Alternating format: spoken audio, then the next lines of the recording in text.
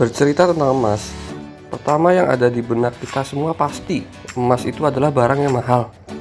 Apa sih istimewanya emas? Kok bisa senyawa padat lainnya bisa lebih murah dibanding emas? Padahal emas juga tidak efektif-efektif amat kalau dibuat bahan bangunan. Tidak memiliki nilai esensial juga untuk kehidupan sehari-hari. Masa gara-gara warnanya yang mengkilat dan menjadi hiasan doang, tapi seluruh warga dunia bisa loh kompak mematok emas ini mempunyai value yang extraordinary. Sebelum menjawab pertanyaan-pertanyaan tersebut, mari kita mundur sejenak.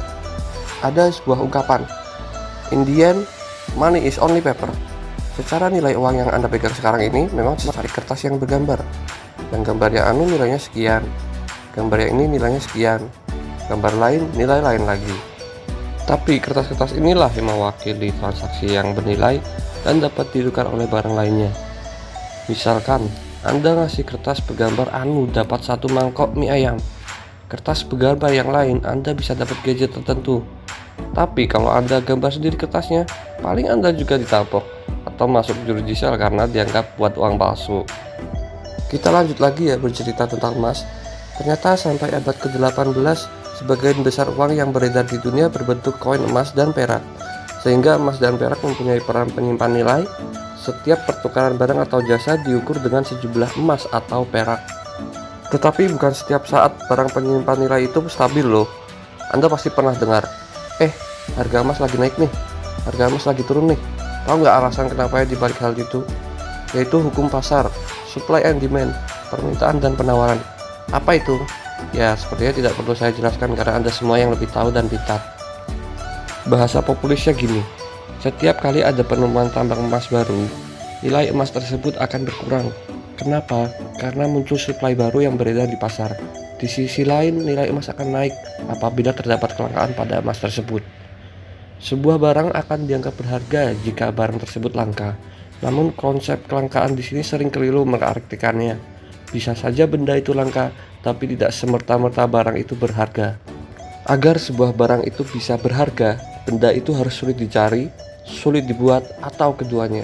Simpelnya, biaya produksi untuk mendapatkan benda itu menentukan kelangkaan benda tersebut. Oke, jadi tadi untuk menjawab kenapa harga emas mahal, kelar ya. Kita bahas investasi. Ngebosenin ya? Males ya dengerin? Nggak apa-apa, penulis tetap nggak bosan-bosannya buat share ilmu kok. Lanjut. Emas dianggap merupakan instrumen investasi yang paling stabil di dunia. Ada banyak faktor, tapi saya bahas yang gampang-gampangnya aja. Pertama, emas cenderung lebih tahan terhadap fluktuasi inflasi. Mata uang suatu negara naik, nilai emas tidak akan berpengaruh. Kedua, emas tidak bisa rusak atau dirusak. Kalaupun bisa dihancurkan, itu untuk dijadikan bentuk lain. Kemudian nilai kepadatannya yang tinggi dan kepercayaan masyarakat dunia terhadap emas yang dianggap logam mulia yang berharga. Saya beri ilustrasi tentang investasi emas seperti ini. Tahun 2020, biaya Anda kuliah selama satu semester katakanlah 10 juta, setara dengan 10 gram emas. 10 tahun lagi, tahun 2030, biaya Anda kuliah selama satu semester naik menjadi 100 juta, tapi itu juga setara dengan 10 gram emas. Begitu ya. Salah satu peristiwa yang pasti membuat harga emas naik adalah terjadinya perang antar dua atau lebih negara. Melihat kejadian di Lebanon dan peristiwa penembakan di pidato Trump, saya tidak bisa memprediksi apakah nanti akan terjadi perang dagang, biological warfare, economic warfare, battle space warfare, apapun itu. Tapi yang saya lihat, situasi geopolitik sekarang ini sedang genting. Kapan waktunya investasi emas?